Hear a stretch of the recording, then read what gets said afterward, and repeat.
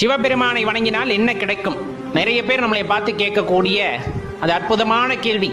ஏன்னா எதற்காக பல பேர் கோயிலுக்கு போறாங்க அப்படின்னா அவங்களுக்கே தெரியல. போய் கடனை அடைத்து கொடு ஆண்டவான்னு வாங்கறது, நம்ம வாங்கிறது, அடைத்து கொடு அப்படின்னு கேட்கறது. அட அப்படித்தான் கேட்கறியே, கர்ம வினையை அடைக்கக்கூடிய வழியை கேட்கறியா? அதுவுமே கேட்கறது இல்லை. அதே போல பொருள் வேண்டும், சொத்து வேண்டும், நகை வேண்டும், ஆடம்பரமான வாழ்க்கை வேண்டும் என்று போய் கேட்கிறார்கள். அந்த வீடு பேர் இன்பம்னா என்னன்னே தெரியறதில்லை. அதனால இதெல்லாம் போய் கேட்கறவங்க நம்மளே பார்த்து கேட்கறது, சரி ரொம்ப காலமா சிவபெருமான வழிபடுறியே, அவர் உனக்கு என்ன கொடுத்தார் அப்படின்னு கேட்கறது. ஐயா நல்லா தெரிஞ்சுக்குங்க ஐயா, என்ன கொடுத்தார்னா அப்பா அம்மா இந்த உடலுக்கு வைத்த பெயரை மறக்க செய்து ஏகாந்த நிலையில் இருக்க செய்தார்.